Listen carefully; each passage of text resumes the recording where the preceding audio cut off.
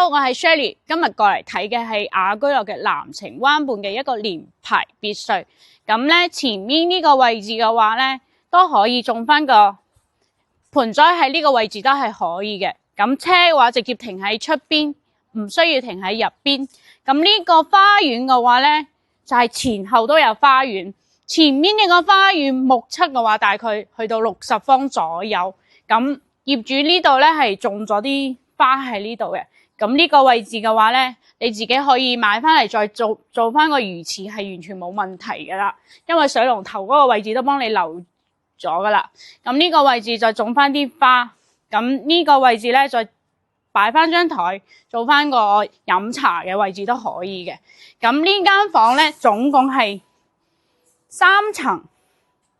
我哋過嚟睇下佢嘅一個玄關位。玄關位呢個位置咧係全部做晒鞋櫃嘅。一入門嘅話咧，將鞋櫃放喺度，下邊就放你自己一啲拖鞋都係 OK 嘅。咁一入到嚟呢個位置嘅燈位都俾你安排啦。夜晚嘅話咧，行到呢個位置就可以開燈啦。咁呢個門嘅話咧都係指紋鎖嚟嘅，因為喺呢邊而家基本都係唔帶鎖匙，出門一個手指就可以入到嚟啦。入到嚟呢個位置咧，佢係安排咗一個長輩房嘅。長輩房睇起身雖然話唔係超級大，但係都夠用。佢啲櫃啊嗰啲嘢全部都係整好噶啦。成間屋嘅櫃全部都係定做嘅，空調都係幫你安排咗嘅。咁呢個咧就係一個客廁。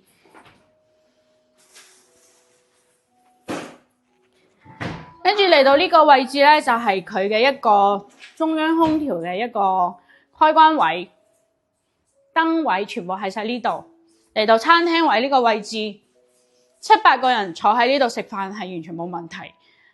廚房嘅雪櫃、烘烤一體機，仲有洗碗機、爐灶嗰啲全部都係小米系列嘅配套。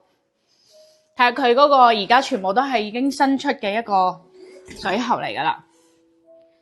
呢邊嘅話咧就係放咗好多啲儲物櫃，放酒啊，擺你自己中意嘅擺飾啊。呢啲全部都係定做嘅。呢度仲有個細細嘅雜物間，放嘢啊，將嗰啲唔用嘅嘢全部放晒喺呢度收納起身。佢嗰個廳嘅話咧就係一個粵式嘅廳，落嚟嘅話有2級。中空嘅一個大廳係每間別墅嘅一個標配。咁電視機嘅話咧都係小米嘅100寸，呢個係呢個空間感嘅話，距離嘅話都係好大嘅。坐喺呢度睇電視，距離感都係可以嘅。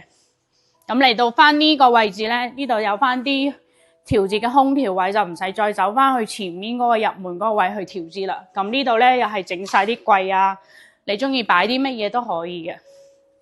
佢成屋都係一個全部定做嘅一櫃，呢個都係佢將兩邊嘅空間感嗰啲位置都係利用晒起身。出翻嚟呢個位置咧就係後花園啦。後花園嘅面積嘅話咧，去到60方左右。呢個位置你喺呢度點做運動，打個羽毛球都係完全冇問題。咁呢個位置咧仲有個級位上嚟，得閒約上幾個知己喺呢度飲下酒、燒下烤，得閒嘅話種下花、種下草都係好開心嘅。房嘅話咧總共係3層，呢個係後邊嘅一個外觀。咁佢前面嗰個位置咧，有啲業主係可以直接伸翻出嚟，都係冇問題嘅。咁呢個位置都利用埋，佢將呢個位置咧一個雜物間，放幾多嘢都係冇問題噶啦。仲加呢度可以再裝翻個熱水器喺度，將唔要嗰啲嘢全部抌晒入邊，再關翻道門嘅話咧，美感都係有嘅。咁我哋再去睇翻佢嘅2樓，佢呢個位置係三鄉鎮中心位，去到三鄉嘅大潤發同埋三鄉嘅行政服務中心，行路只要5分鐘就 OK 啦。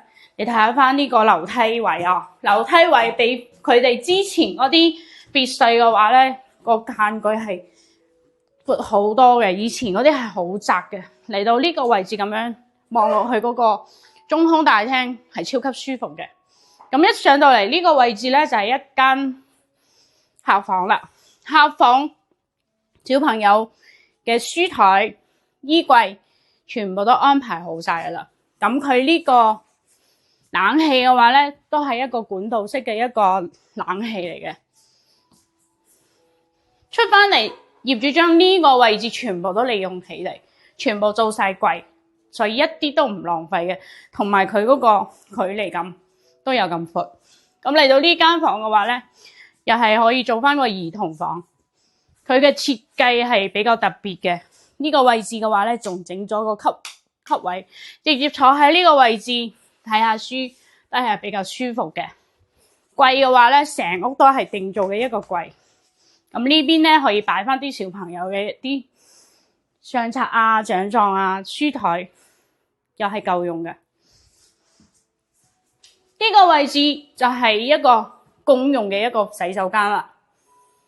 洗手間嘅空間感都係唔錯嘅，乾濕分離，將呢個喺度沖涼，兩邊都係唔打擾嘅，同埋佢用到個鏡全部都係智能嘅。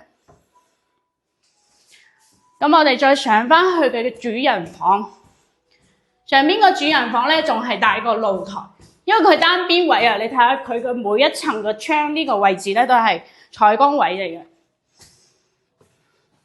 上到嚟佢呢個主人房，主人房嘅話咧，比佢下邊嘅房係大好多。你睇翻佢呢個主人房，佢將每個細節上面嘅呢個位置啲櫃啊、休息凳啊，全部都係安排啦。呢張台都有1.8米，跟住呢個衣帽間嘅話咧，全部都係定做嘅一個衣櫃嚟嘅。咁到翻佢呢個廁所位。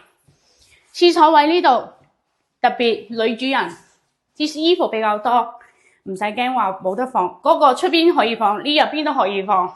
再睇翻佢嘅一個沖涼房個空間位，都係乾濕分離嘅。全部成間屋嘅廁所都係智能嘅小米。喺廁所呢邊出翻嚟嘅話咧，佢個方位置都係比較闊嘅。咁有個特別位喎，你好似喺主人房唔想俾人打擾，直接喺房間呢度可以直接開個拖拉門都可以出去嘅。咁業主又係比較細心啦，佢將每間房佢上邊整晒紗窗嘅。咁喺呢個位置可以直接出嚟呢個露台。呢個露台嘅話咧，喺呢度晾下衫，曬下被係完全好舒服嘅，就唔使話拎到下邊去啦。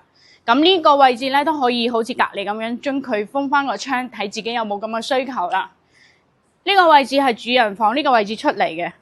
你話想吹下自然風，可以將呢個紗窗關上，蚊又係飛唔入嚟。咁我哋唔喺嗰邊出去嘅話，就喺呢個位置可以直接落去噶啦。咁近期咧想揾一啲別墅，又唔想裝修喎，又可以拎包入住，可以關注下呢個藍澄灣畔嘅別墅啦。可以訂閱小周，約小周過嚟呢度睇現場。